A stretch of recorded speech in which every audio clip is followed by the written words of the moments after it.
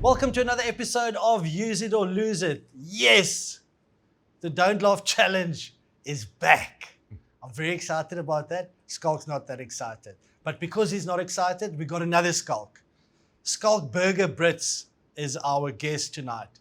No, he's not named after Schalk Burger because that would be very awkward, and he's older than Schalk Burger, but he's our guest. He's also one of the oldest rugby players ever to play for South Africa. He retired from rugby 3 times, and we'll be delving into all of that tonight. So I am really excited about tonight's episode because I basically have my 2 longest standing friends in rugby with me tonight. Get out the violin and play it. Please don't cry. Schalk Brits, our guest. Scalla.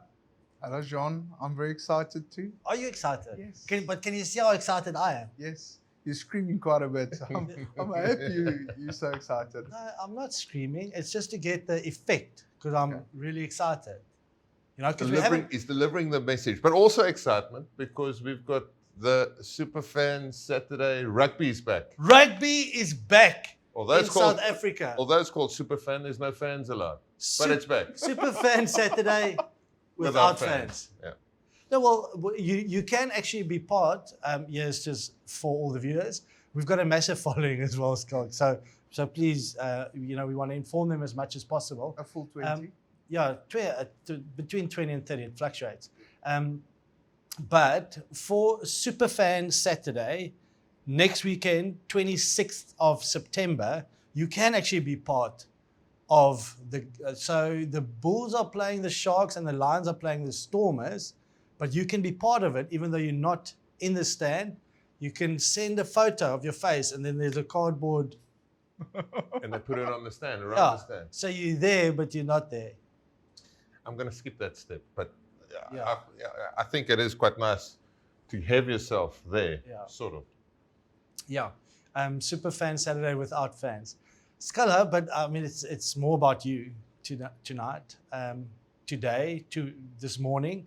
Whenever you watch this episode, how's life after rugby? So you went for the corporate look tonight. I think it's nice. You're not fooling us, but You know, a guy's corporate gig is not too serious when he says it starts at 5 and he makes it at 5. You know, obviously half days at Remgrow. Is it, Scalla? Just enlighten us how things going. It's actually 6 o'clock now, and I left 4:45. But yeah, it's quite different. Came straight from work for your, I don't know what kind of jobs you guys do. So did I. Yeah. The 2 of us. We can relate. I'm a stay-at-home dad, but Can't relate. only But just made it. But Jean's at work? No, I plan my days. Okay. So I brought some extra attire for the show, just to. Okay. But not that we've got a dress code with this show, Schalk. Okay, no, so yeah, I apologize for my dress code, guys. You're definitely the best dressed on show. It's award. Yeah. By far. Yeah, so it's quite different, as you guys would know. It takes time to adjust, trying to find my feet and all those kind of things, but it's getting there slowly. And working hours, having to get up in the morning, know that you have to go sit at the desk, sit there for the whole day. I mean, where we come from, being active all the time, now suddenly being kind of bogged down, sitting there, getting stuff done. From a mental point of view. I can see why you've picked up weight, John, as it's hard to gym in the morning or run or do cardio. So you have to do most of the stuff before work and after work. Yeah. But luckily with COVID, it gave you time to work from home, spend time at home with the kids and family, although you have to juggle quite a bit of that. So I've got 3 boys, 8, 6 and 4. Well, you both know about that. But it's tricky. And luckily now they're phasing us back into work where you have to be there every now and then when meetings are scheduled. Does this explain why you decided to walk 200 kilometers through Verneerpan with a couple of other teammates? Obviously, the one without needs, Butchie, was also there, but he didn't have to walk. Carrying a 200-kilogram sled behind you, a 4-day challenge. Obviously, we can't disclose how long it took you guys, but I mean, for those that don't know, these guys walked through Verneerpan, 4 days, 200 kilometers, 200 kilograms, and it was all hookers. Yeah. Butchie was obviously in his element. You know, he spent 4 days amongst hookers. I mean, he must be happy. But before we get to that, Schalk, because I've got a photo of, obviously you looked like that when you started, but that photo was when you finished. Was that the photo when you finished the walk? That is 'Cause while I was still playing, Jean. That's scary. Did you look at that picture one day and decided I have to retire because No, he looked at that photo and went, I've got to cut out of retirement. Yeah, that's probably when he did his first retirement about 4 years ago. Yeah. It is. That one is definitely. It was actually, I think, around Christmas, and I thought I'll be for the Christmas for my boys. You do look a little bit like Santa there. But let's get and just for the record, you are now officially retired. You don't have any plans of coming back playing again. I'm retired from adventure racing, that's for sure. Okay. But rugby, you never know, Jean. You never know. Okay, so there's a chance. Lions 2021, maybe. Yeah. Yeah. Okay. So give us the background, Schalky leader. What should I call you guys like? Must you be Willem Petrus and you be Berger? Because I get confused. Just call it Scalla and you'll get a reaction out of both of us. Schala. And we'll Remember, actually he we'll get to that other story in Kennard the other day. But before we get to that, the race. Give us a bit of background as to what you guys did. And the biggest challenges. I also want to know. John, so the beginning I would have been in Botswana. So I thought, walking between wild animals, elephants, leopards, lions, with PHs sort of protecting you, that would have been a great experience. And then, unfortunately, with the borders, Botswana, they closed their borders because of COVID. They moved it to Verneerpan. And then it was a bit different to what I was envisaged.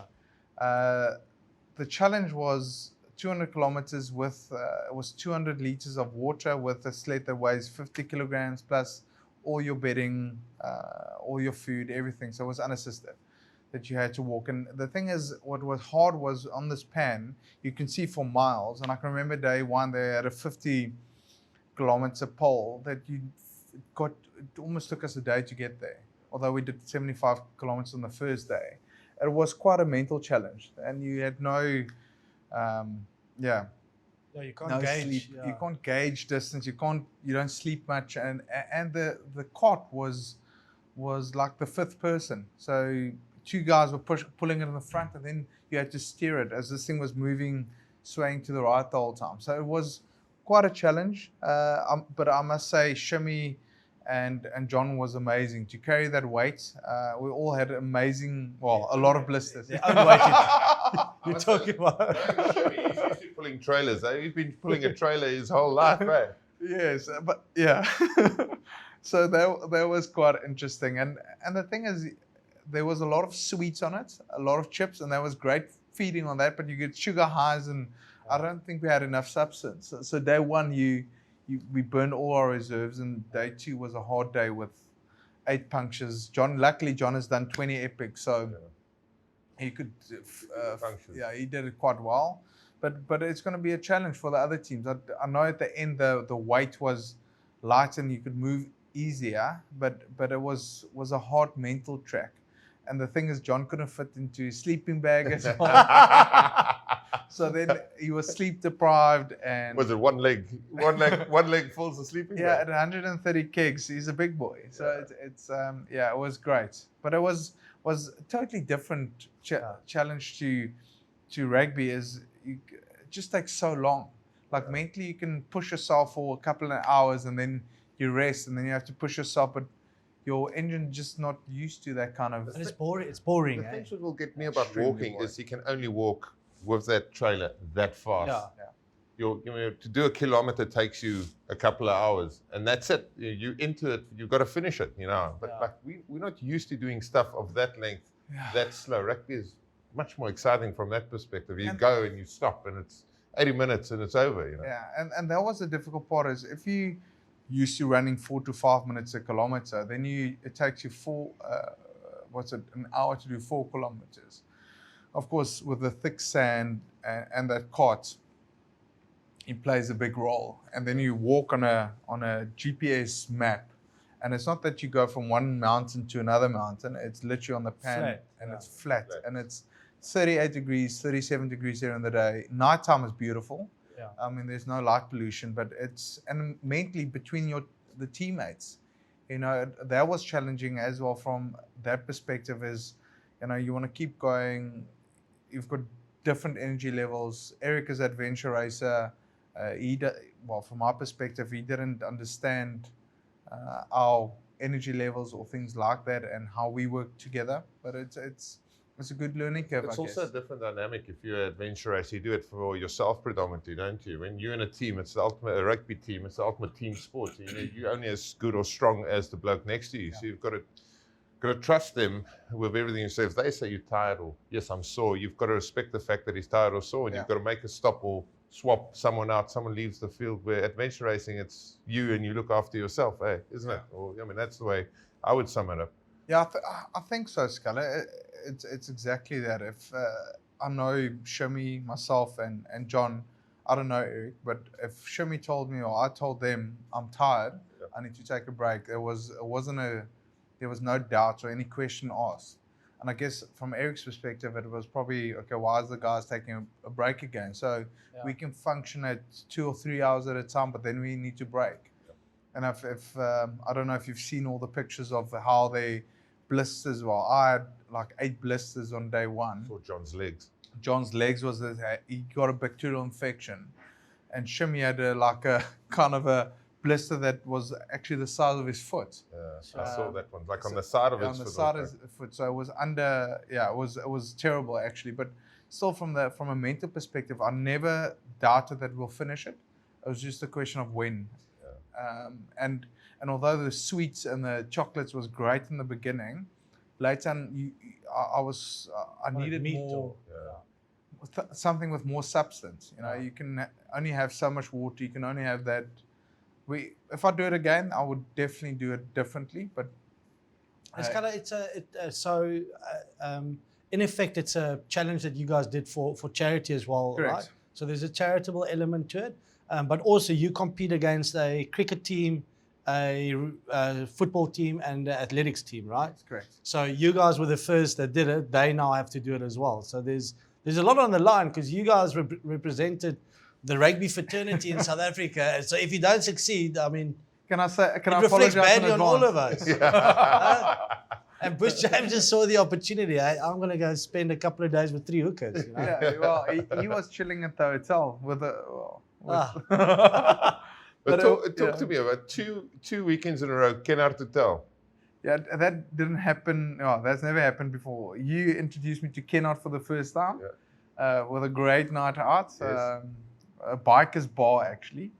And then the second weekend we got there and it was like, hey, it's like we locals there.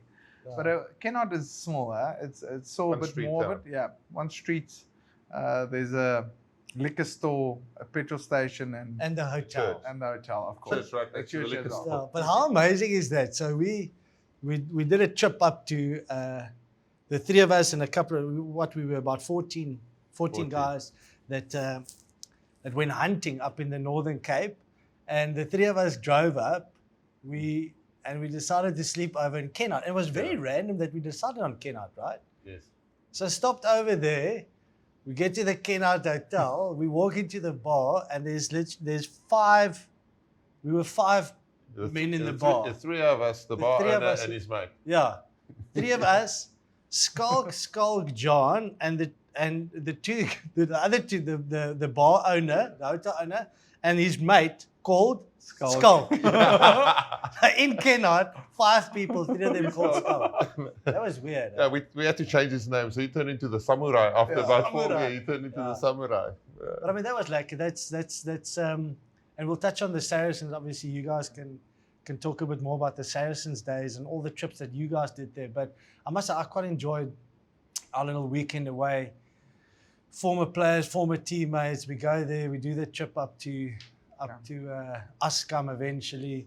The Oaks from Gauteng flying in, Dani Rousseau, Farida Priya, Donnie Rousseau picked up more weight than me, let's be fair. Eh? Yeah.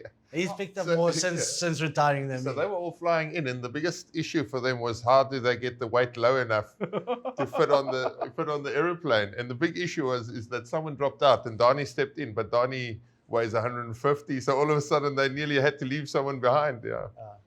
Yeah, that was a good experience. 14 guys, and we shot Nothing. nothing. So you can't really. It wasn't really. weekend. antic To trip, be was fair, it? the biggest collection of Springboks was on the back of the bucky. Yeah. We didn't see much. Yeah. Yeah. Saracens. So Saracens as a club is known for doing stuff like that. You know, doing team functions, team events, doing a lot of social stuff. Do you think that's part of why Saracens have been so successful over a number of years? Scalla and John, the Scalla knows this, but one of the big things was when Johan Rupert invested into Saracens or Remgrow, rather, and with Brennan Fenter and with Edward Griffiths, there was a South African taste to it. But the big thing is, I can remember the first meeting when I got there in 2009. They said, we're not here to win anything. We're here to make memories. And I thought, wow, we're going to get pumped this year. And of course, there was a deal. We work hard, train hard, play hard kind of thing. You know, they'll treat us unbelievably well, but in return, we have to work unbelievably hard. And that was literally what they kept their word to, is we trained hard and was very efficient. They had GPSs. They were one of the first teams I ever worked with a GPS and worked by it or lived by it. And then from a gymming perspective, everything was individualized. So they managed their assets very well. Yeah. And then from that perspective, they said, okay, fine, boys, we play 5 or 6 games and you can have a week off and you go travel with your missus or your wife or your girlfriend or whatever. And then every year you had 2 or 3 trips where you either go on to Miami, to Verbia, to Munich Beer Festival. And the thing is, the guys, even in between big games, you'll go on a trip, not the weakest sides, the best sides. And I think we had a 5-year running record that we played against the teams that was normally top of the log, and we haven't lost because as a player, you don't want to stuff this up. This is too good to be true. Like taking a rugby team on a skiing trip or whatever trip. So that was amazing. It's although one thing I learned from Saracens is never look at the results, but focus on the process, and the result will come for itself. And I think Scully can talk.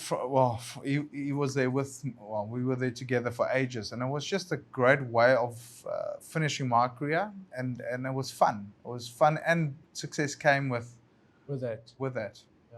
Yeah, I mean, obviously everyone looks at the success, and the club's been in the news for some other stuff now. Obviously, it's well documented, but I think that mustn't take away from what the English club Saracens achieved in Europe, because that was the big challenge. And I think a lot of that, as Scalla mentioned, comes from how good we were off the field. I mean, because you can't just buy a team, John. We've been involved in teams that's got great individuals, but as a team we don't function. And I think part of that whole going away on trips, making memories, experiencing people outside of the workspace is the main thing. So often with rugby players, even though we're all based in Cape Town, they come in, they do their job, they leave. You don't really see them on a social format unless you go away on this camp where you're forced to be, in an RV for 3 or 4 days together, or on a boat, in Croatia for, a week together, whatever. Tough. That sounds tough, eh? But that is what is tough for certain individuals, because you don't really get to know them. You just form a perception because that's the way you have. But the club gave us that platform to engage and understand everyone on a deeper level than it is just. But he's good at rugby. Yeah. What's the next? Because not everyone can socialize in a pub. Yeah. Some people need to be forced into that environment. Oscar, you can have 2. You're fun for 2 beers. 2 beers, 1 whiskey. Then I'm flying. Yeah. But the interesting thing is, from a company perspective, they probably Edward got asked a lot. Wow, how can he justify spending that kind of money on social events where you can't actually measure the return? Yeah. Where if you look at when you negotiate your contract again, they not only did that, the trips, but they started a creche. And Nicole and Scalla was there, my boys were there. it's then the wives become happy wife, happy life kind of thing, and you as a player sacrifice the extra couple of K to stay at this club, or your wife doesn't want to go anywhere because she's happy. They look after you. Yeah, and they look literally, a lot of clubs say it's like a family, but they treat you like a commodity. Yeah. With this club, it was literally, especially in the early days, it was literally, how can I make Jean the best person possible? And the interesting thing is most teams train for 4 days. They went and said, okay, fine, we want you to develop as an individual, Scalla. So we're only going to train 3 days. 1 day you can spend with your family. 1 day you can do personal development. Go, if you study something. If you want to go work in the city, go work in the city. Or if you like gardening, be the best gardener or handyman, whatever you want to be. And that was quite special. And the vision, was something unique. And did you struggle with that, with the personal development? I've never developed yet. Still developing. What did you do on those days? Did you just chill out? I worked. Well, he played 2 rounds. Hey. He played 2 rounds. Hey. He played 2 rounds of golf. But Fairness, he's the only guy sitting here with a degree. I know. We I never know. finished, so we can't. So, we can't say that. Jean, so the difficult part is you can't Very commit. serious, eh? When the camera switches on, you become very serious. Yeah, okay. You can't work 1 day a week. The company, it's from my experiences. I tried to work at KPMG in London and at N-Star. And the difficult part is the company can't give you responsibility for 1 day a week, and you can't take responsibility. So it's sort of a nice to be there and see what corporate life is about, but you don't really get involved in the dirty stuff. And Scalla, we'll obviously get to the World Cup and your Springbok career and all of that. But you left South Africa relatively young. Okay, what, 28 years old back then when you? And South Africa is very old, but yes, you're correct. I think young in a rugby, especially a forwards career. It's debatable whether you're a forward or not. But so you played Lions, Stormers, and Bulls in South Africa. Yeah. Cats. Yeah, Cats, my Lions first, and yeah, Cats, Cats. and Bulls and Stormers in Western Yeah. Province. So, is it two totally different environments? Obviously, you only experience Saracens overseas, but the South African stigma of how you do stuff versus the way it's done over there. Yeah. Are we still a bit behind? Are we leading in certain aspects? We've got amazing athletes.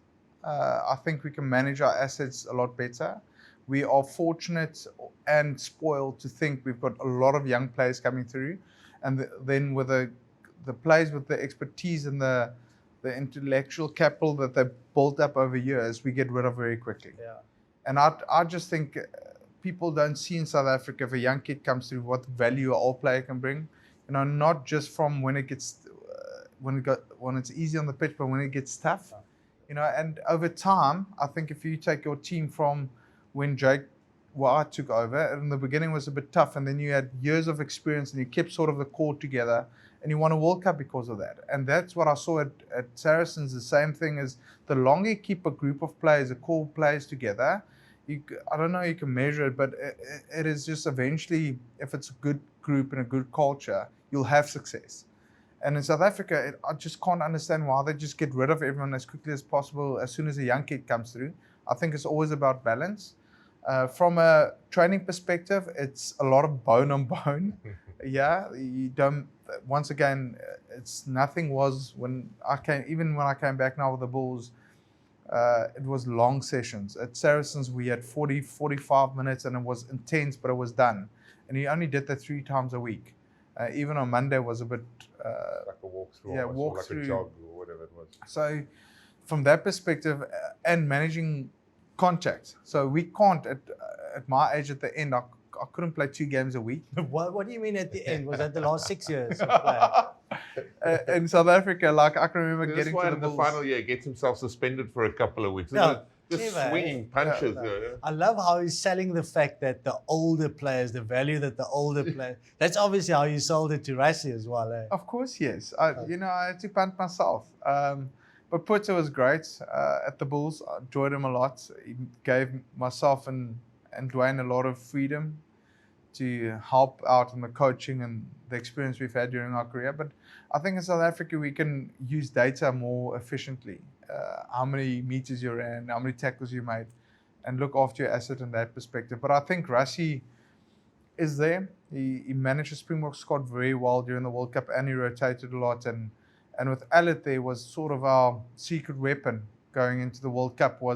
He was very clever coming from the Northern Hemisphere. He understood load management, rest, recovery. Where I sometimes think, as South Africans, we hard-headed. We just want to go as hard as we can every time, and you can't do that.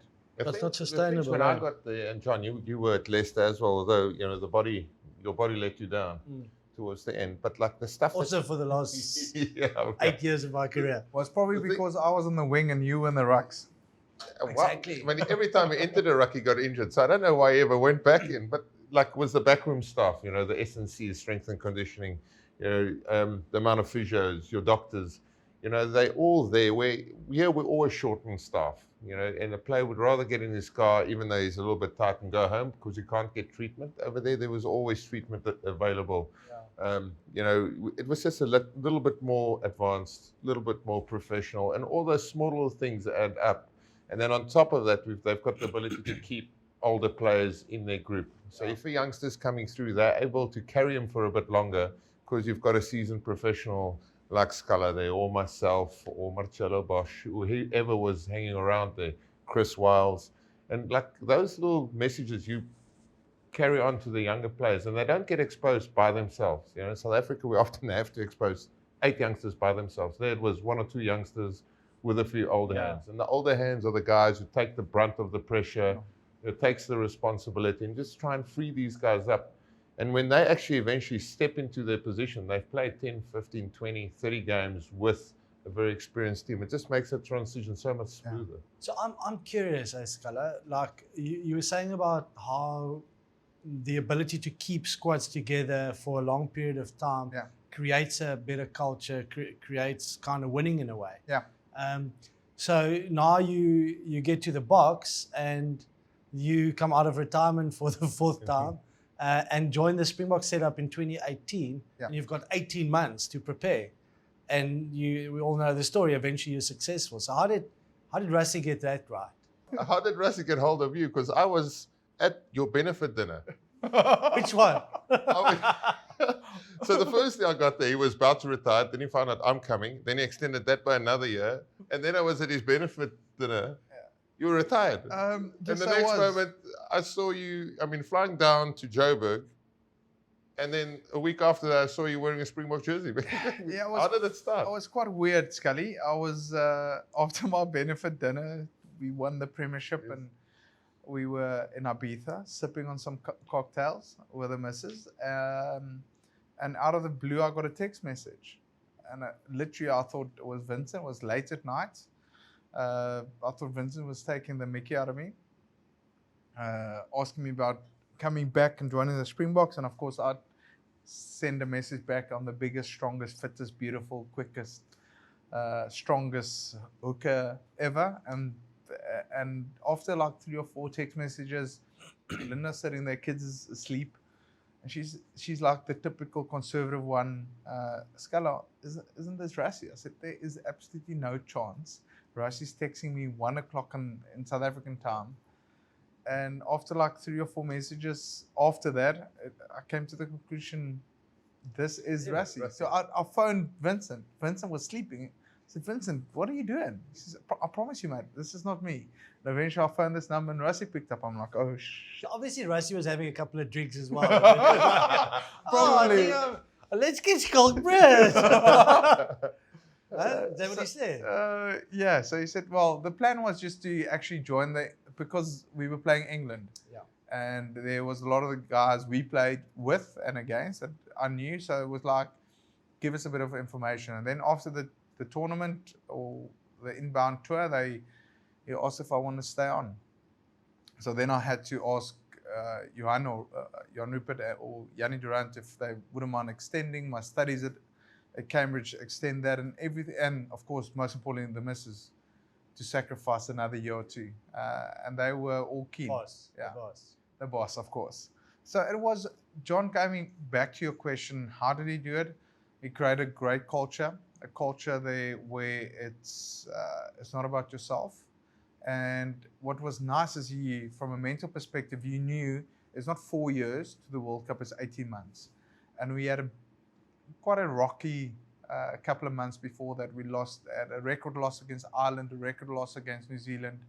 And I was like, literally, let's just throw everything at it. And Rusty can be very technical and he's a great planner. And even then he said, okay, you guys are going to play these games. If everything goes according to plan, you're going to play these games. And he kept to his word.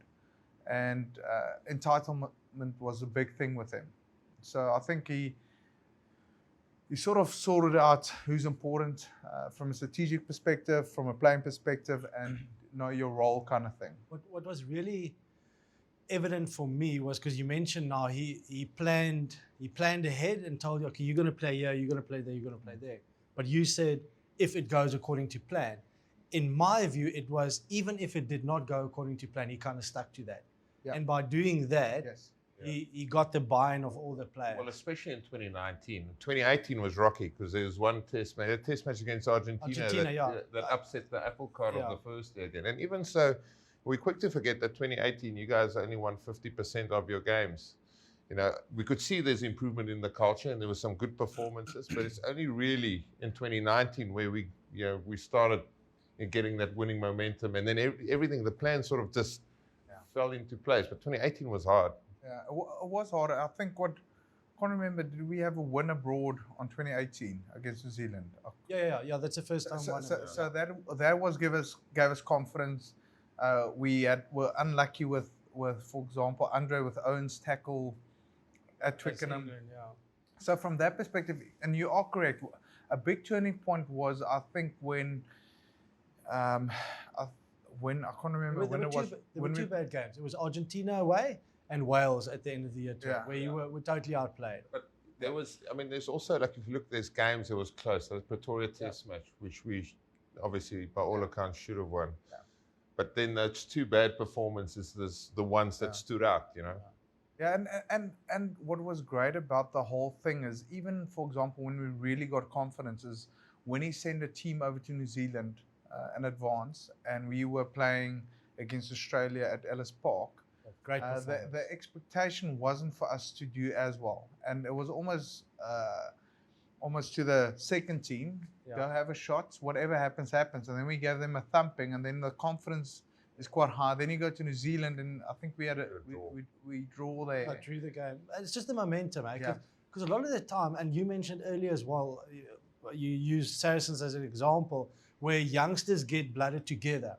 So there's a big difference in throwing 12 guys that's playing their first test match or first game, say go out and perform, play with confidence, versus, introducing two guys with a lot of experienced guys. And with that test match, especially against Australia at Ellis Park, they had like almost a month preparation, and that team knew we were going to play, and the other guys are going to New Zealand beforehand, but we can actually prepare for a proper test match. Yeah. And you won with a bonus point, and that kind of set it up for the Rugby Championship. All the big competitions we've won as Springboks, that's been the case. Or we've had the luxury that we've got our best players at our disposal. And we as South Africans actually work like that. Yes, you want to push for your positions, but when the competition comes, because we're all so competitive, you've sort of got to have that divide, and this is my best side, and these guys are pushing, and if you're not playing well, you lose your position, but your job is hard to fulfill. All 31 guys, what's your job? What's your role within that group?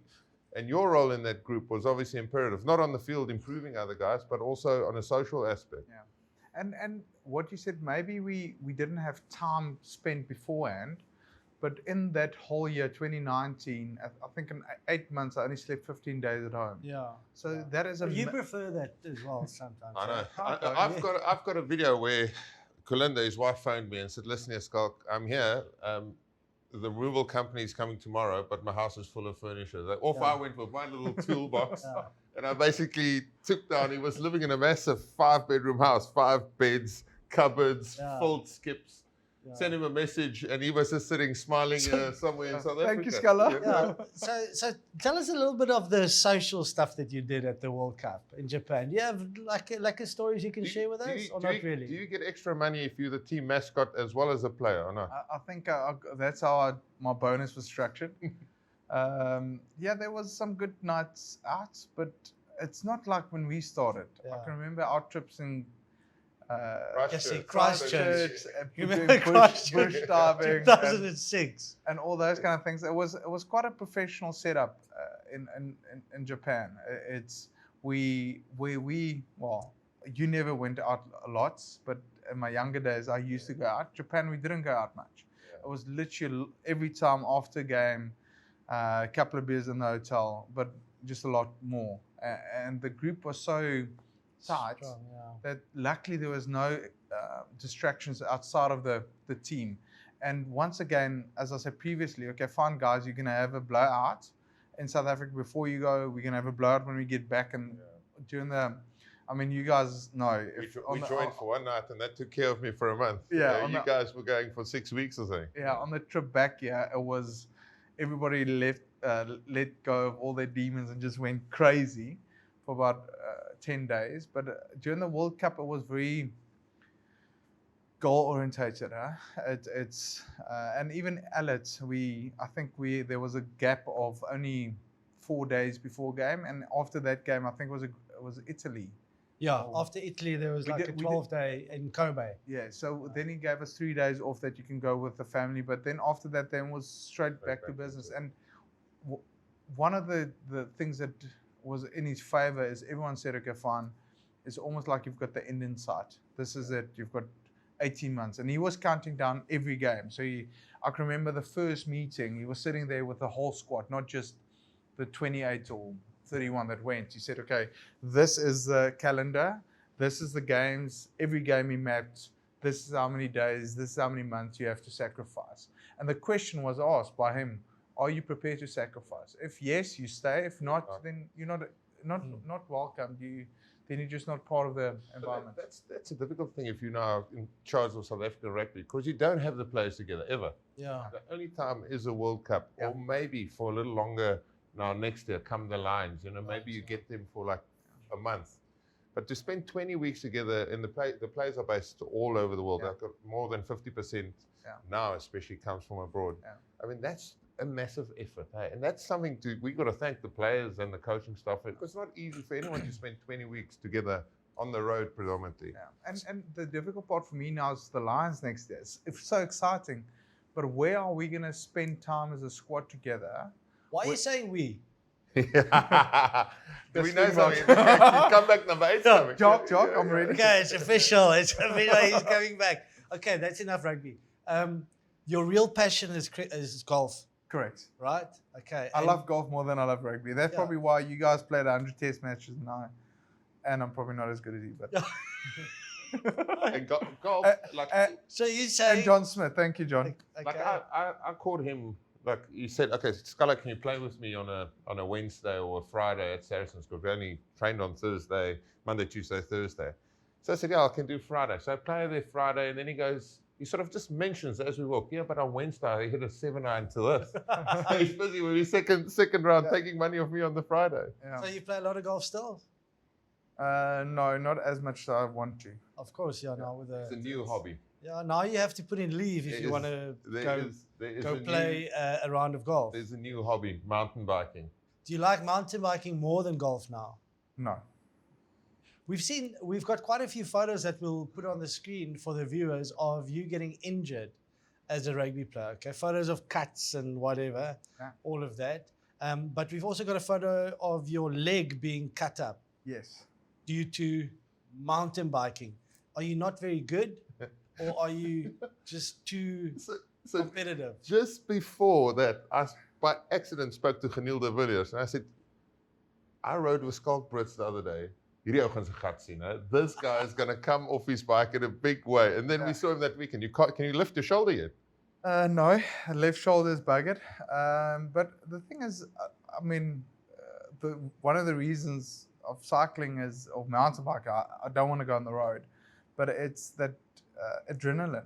I mean, if you take a big jump or you go at too quick a pace down that downhill, and you're out of control, and you go like, oh no, It's definitely an element of feeling alive, which you can't replicate when Yeah, you finish rugby. Eh? No, I don't get aroused by that feeling. Yeah. Oh, you get aroused by something else, John. But I mean, I don't want to get injured.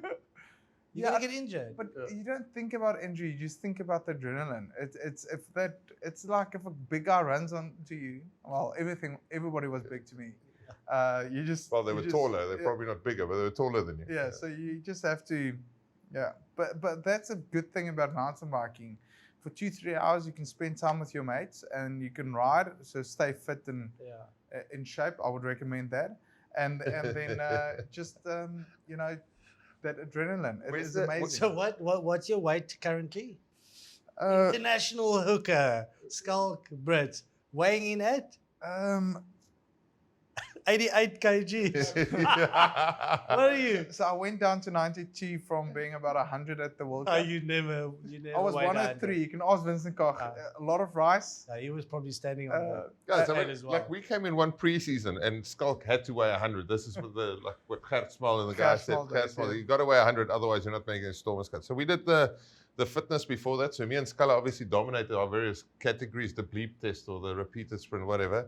And now came the big acid test weigh in. And Scalla goes, he gets up in his Western Province short, 101.5, and he gives a little early celebrate. And as he walked down, he had 2.5 kilogram weights in his pocket. And they just touch each other. Tink! And everyone's like, what's going on? And they spotted him cheating with a 2.5 kilogram weight, and he weighed in 98. Yeah, that's typically South Africa. You have to weigh a certain weight to perform. But yeah, I went down to 92, and then lockdown is harder. It's with a lot of wine, and you're quite close to the fridge. I went back to 97, but I'm gonna cut down. Now, what's the handicap index? Just so we can get it on.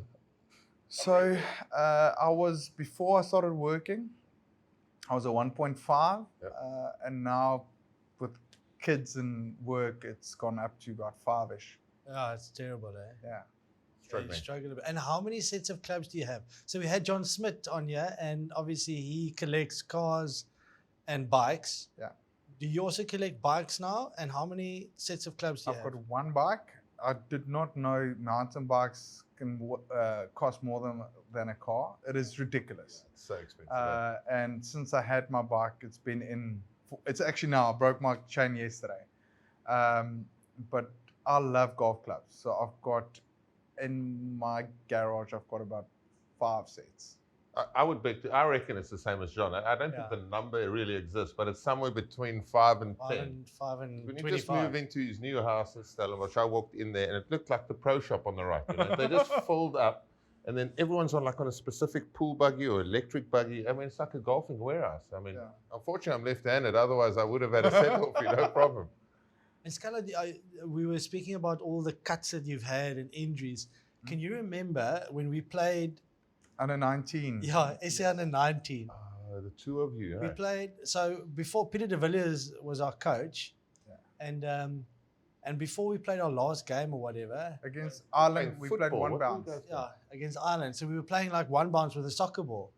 Okay, but like 10 of the team, 10 teammates playing together outside the hotel, and both of us wanted to header the ball, and we went dish, straight into each other. I got I don't know how many. Obviously, I got worse off I there. can't see. It's on a frown. Yeah.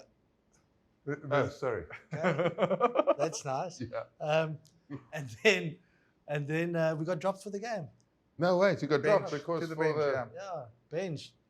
But we made a massive impact when we came on. Yeah. Win the game. Did we? I can't remember. No, it's a Bomb long time squad. Was ago. it bomb squad? So- in... 20 years ago, we went on that trip.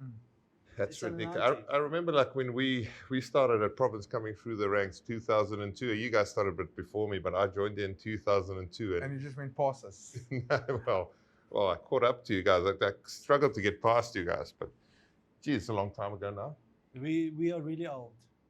And I still can't believe you played in a World Cup at the age of 38. Yeah, I actually, if I played in the final, I would have Scored a try. eclipsed Victor Matfield's the oldest Springbok. And unfortunately, Oh, really? In terms of just days-wise? yes, or what? days wise. So he is the oldest Springbok to play, and I think I was a couple of days short. Yeah, and that was Short, nice. always been. Yeah. And that was 2015 World Cup, the last one, the semi-final. Oh no, he played Oh, he played Argentina. in the Played Third, Argentina fourth, as well. Third, fourth, Oh. third, So if fourth he place. maybe didn't play that, it would have been a bit Yeah. closer. Yeah. But that was a good World Cup as well. It was more a Contiki golf tour for me in the That's UK. the amazing thing. I asked about golf earlier. You're the first rugby player that I've ever played with that took his golf clubs on tour, on Super Rugby tour and to a World Cup. Every tour. Yeah. Yeah, you have to enjoy life. Yeah. Life is short, John. And you know, if you go to New Zealand, they've got crappy clubs, and Yeah. I mean, if you hit a rental club as short as you do, I mean, you must get your fitted clubs out there just so you can sneak it past us, man. Scalla, I know that you're a very keen follower of Use It or Lose It, right? You've watched all the episodes. yes, of course. Have you? Yeah. Can you please name which guests we've had previously? No, I'm joking. That's So why John Smith. we do have reckon me and John will start forgetting element. We do have an element of the show that is extremely competitive, and I know that you're a very competitive guy. Yes. And it's called the Don't Laugh Challenge. Okay. So I think you're going to be very good. Just by the way. I reckon you're going to be the first one to laugh at John's jokes in at least a month. Yeah. So He needs it, Has though. anyone gonna- laughed? Has anyone laughed? everyone laughs. Everyone laughs because it makes it funnier. And the people want to see you laugh. It's called the Don't Laugh Challenge. Okay?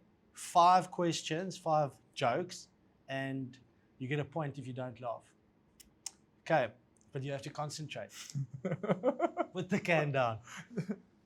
Okay, so you know, like in America, when people, but there's not the joke, but you know, in America, I when, thought it was the start of the. This is that's now the- the okay, joke. it's part of the joke. In America, when the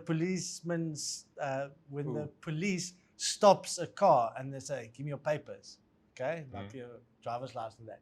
So when that happens, do I lose when the police officer says papers and I say scissors? No. You get it? Okay, you didn't get that one?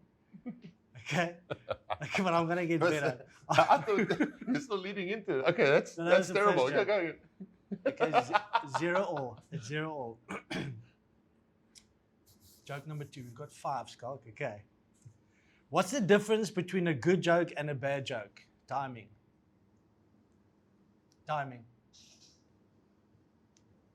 Okay. What music concert costs just 45 cents? 50 Cent featuring Nickelback. Because a nickel, you get it back. You get your nickel back. Guys, I'd really love you to send in some jokes. If you can't make Schalk Brits I laugh, know. I reckon that's the last time ever. Doing incredibly well. What's the worst elevator song ever? Never gonna give you up, never gonna let you down. That's 4. It's I like the delivery though. Yes, you might know this one. Okay. What did Batman say to Robin before they got into the car? Robin, get in the car. Well, guys, that's the end. That's the absolute end of the Don't Laugh Challenge. I'm never ever doing it again. Ever. Or someone needs to send me jokes, eh? Yeah, you need to get jokes, But fresh jokes. Or your presentation. You know, like people's been sending me jokes to pass on to you. Why did you pass it on then? Because I know them, I read them, and I know them, and I can't forward them to you. Guys, I thought I had about 2 in here, which I thought would be laughable, but not. Eh? Hey, no. No. Just like that was extremely disappointing. Scalla, if you now have to look back at your career as rugby player, do you think you should have played a different position? Yeah, if I played centre, then you wouldn't have a 100 cap. So I'm actually glad that, you know. Okay. But my dad always said I should rather play centre. But it was great. The forwards are great. They're fun. Yeah. They And you couldn't make the team at centre. It's as easy as that. yeah. This is the beauty of being retired, because you can also say, you know, if only back in my day. We also get better. Eh? We get way better. I'm very good these days. Way better. You're longest retired, so you should be the best. By far the best. You did play 100 test matches, Jean. We were there, and we got Scalla in 8th minute a few times. We played 8th minute a couple of games. Yeah. World Cup. yeah, it was good fun though. Springbok captain. It was nice. It was to play. Well, it's hard work on flank or 8th minute. It's you chasing the egg the whole day. Yeah. When on hooker you can lay back a bit. Yeah. But it was hard. Also, like you had a specific skill set. So whenever you started, you know, we could use you in certain positions where you obviously. You put yourself into space or you distribution or offloads, which was nice. Saracens were magnificent at it, as they are with most of their playmakers. But when you play, especially open side flanker, 8th man, you got an opportunity to play back a bit, but you work hard, eh? Yeah. You're chasing the ball the whole game. Yeah, and especially the way that at Saracens your 8 stayed back, like they used Billy. I was forward the whole time. Yeah. And with these short legs, you have to do a lot of steps to stay up. I know. I used to say it's the death gig. Eh? Whenever Billy plays with me and I play open side, I'm like, I'll gladly be sitting on the bench covering some positions and put some of the youngsters on open side, because we normally do like quite a spread of your stuff, like 15 carries, 15 cleans, 15 passes, whatever, 15 tackles. Play with Billy, it goes 50 rucks, and the rest is single digits. So you just hit rucks. Back and forth. not ideal. Scalla, so you played for the Lions about 30, how many games? 30, 20 odd? Yeah, 2 years. 2 years at the Lions, 50 odd games for the Stormers. Yeah. The Bulls one season. Yeah. Over 250 games for Saracens. Sitting here now, looking back, would you have changed anything? No. Well, what happened. I think a lot of times I wondered what it would have been like going abroad earlier. I was hanging on a little bit, and there wasn't really career progression from my perspective. But things work out for a specific reason. I think Saracens was not just the best rugby decision, but that was probably the best life decision I've ever made. The experience in London was great. My kids were born there. My wife still works in London. So for me, that was amazing. Coming back, we are very fortunate to live in a country like South Africa. You've got great weather, great people, great opportunities, and for me, it's nice being back. You know, between South Africans, I see myself as an African. This is a beautiful country, and hopefully, I can make a change. Lekker. Yeah, like anything, it comes to an end eventually, a career. Yeah. The show has also come to an end now. See, that's funny. That's funny. I mean, Yeah. seriously, your joke sucks. I really do need other jokes, Scalla. Maybe Yeah, you you should do it do. next time. I'll definitely not. I think that would be funny. I don't. I think it'd be funny if you do the jokes. It'll be so awkward that Yeah. it might be funny. But Scalla, thank you very much for coming on the show. Thanks, guys. Obviously, we've known each other for many, many years. Yeah. Played a lot of golf against, with each other. Also, like a lot of rugby against and with each other. You know, in a different era, I always used to say, you know, we played 100 test matches in a different era. But such is life. You had an amazing career. But above that, you know, you, your wife, your family, we're very Thank good you, Scally. friends. And long may that last. And let's enjoy being retired and try and not come off that bike as often. Yeah. And it's lovely having you on the show, man. Thank you, Really, Scally. really nice. And I'm sure we'll head off for dinner and a couple of bottles of wine. Yeah, we'll probably go for dinner now. Who's paying? Scalla, you. I mean, He's still living off the bonus of the World Cup. He earned pounds for And 10 a hell years. of a lot of pound. What's the exchange rate now? 22, 23. To the viewers, thank you very much for joining us for another episode of Use It or Lose It. Schalk Burger and Schalk Brits. Two fantastic rugby players, but Schalk Brits, World Cup winner, an extremely talented individual on the golf course, on a mountain bike, but but also on the rugby field. He only played 15 test matches for South Africa. It probably could have been 150. Please follow us on all the social media channels and like us and do all the things that you do on social media. And we'll check you next time. Tell your family and friends about this show. At this stage, we've only got 20 followers. Please, man. Help them. Till next They're time. desperate. Cheers. And don't forget the jokes, please. New jokes, fresh jokes.